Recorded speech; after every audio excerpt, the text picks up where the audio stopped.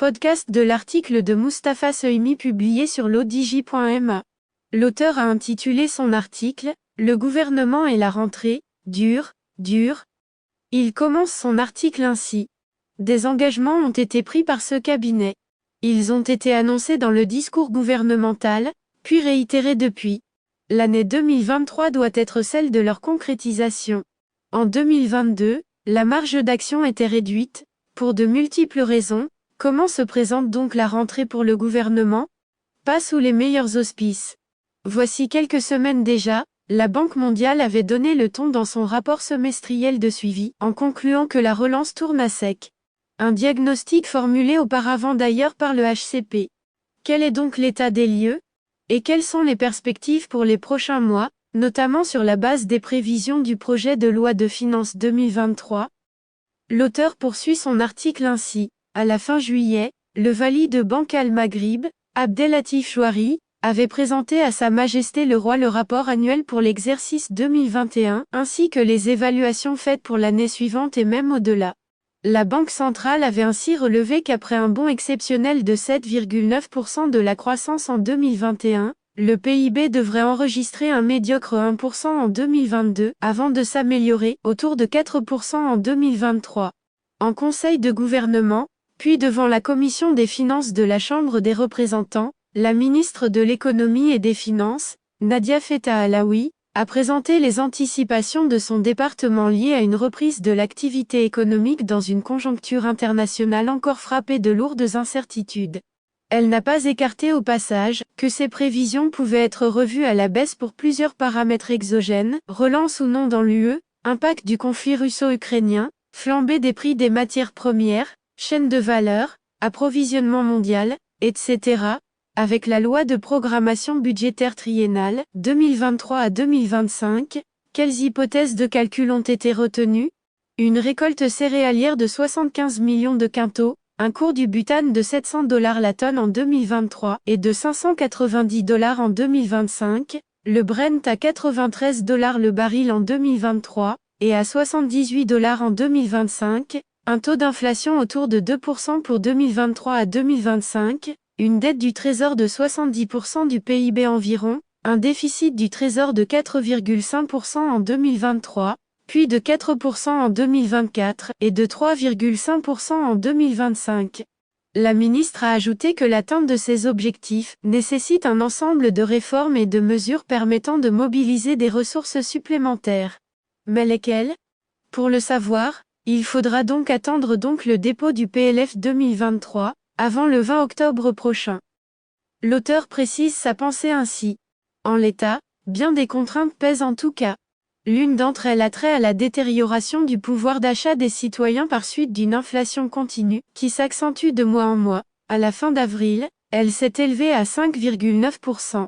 À la fin juin, elle est montée à 7,2%, tirée par la hausse des produits alimentaires de 11% par rapport aux 12 mois écoulés.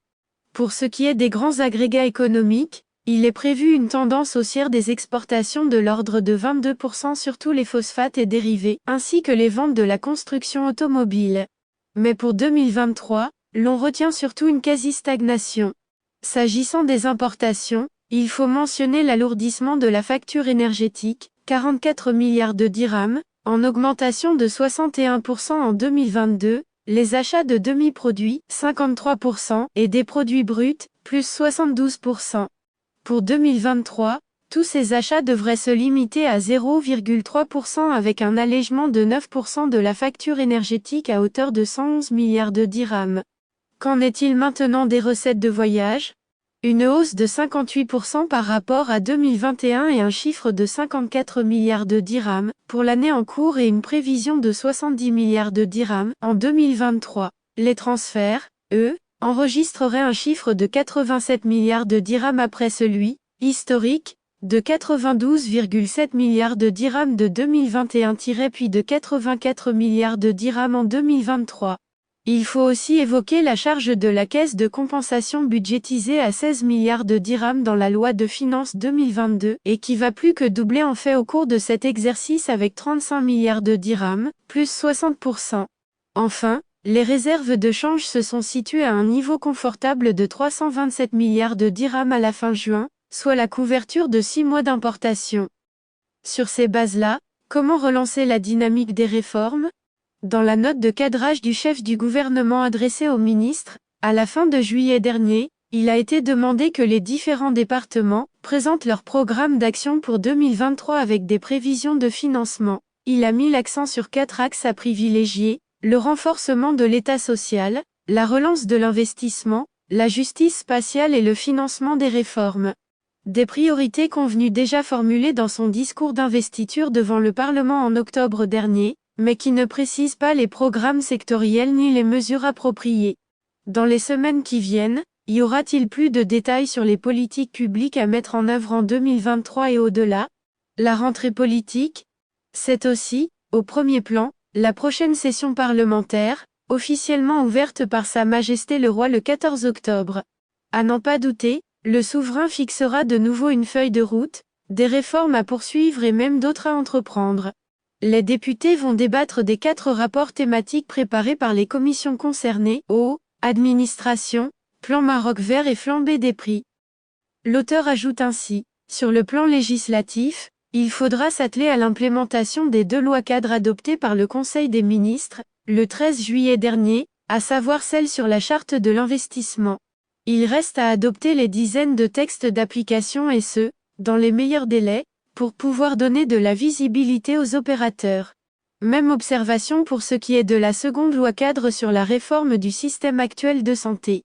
Pour l'heure, des projets des textes en cours d'élaboration, voire de finalisation, groupements sanitaires territoriaux, haute autorité de la santé, etc. Qu'en sera-t-il de la centaine de propositions de loi des parlementaires ? Silence radio. Des engagements ont été pris par ce cabinet. Ils ont été annoncés dans le discours gouvernemental, puis réitérés depuis.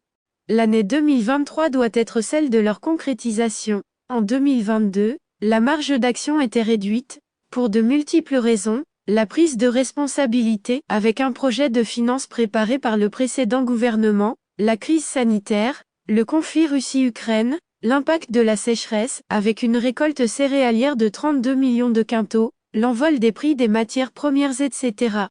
Dans la perspective de 2023, tous ces facteurs pèsent toujours de tout leur poids. Mais cet exécutif a eu le temps et le recul de mieux les appréhender. Il reste à les mettre en perspective, dans une stratégie pour les années à venir. L'auteur poursuit ainsi. La question des MRE, évoquée dans le discours du 20 août, est venue se surajouter à l'ordre du jour gouvernemental déjà bien chargé. En lieu et place de la rhétorique conventionnelle, qui a prévalu depuis des lustres, il y a lieu désormais de s'y atteler. Il faut en effet se conformer aux orientations du souverain et aux fortes attentes de cette communauté, gérer au mieux, redéployer les politiques publiques avec de fortes inflexions participant des axes stratégiques du NMD et des leviers de changement que ce rapport avait retenus. Voilà la tâche d'un cabinet devant se remettre au travail, après bien des flottements. C'est tout un modèle de développement à réarticuler, l'affaire de ce gouvernement, sans doute, mais aussi une exigence nécessitant un large débat national.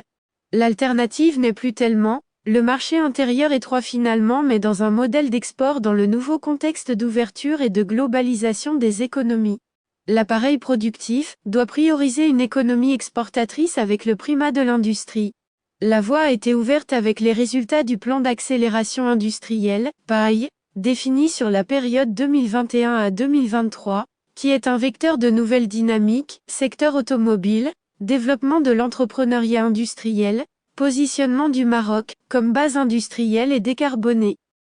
L'auteur conclut ainsi: il reste cette dernière interrogation de principe, celle de la capacité politique à mener toutes ces réformes. Ressouder la majorité, susciter l'intérêt voire l'adhésion des citoyens, consolider la confiance, du savoir-faire et du faire savoir. En l'état, ce cabinet est à l'épreuve. Dur, dira-t-on. Raison de plus pour s'affirmer et faire le job. Rédigé par Mustapha Sohimi, élu par l'intelligence artificielle de l'ODJ Media.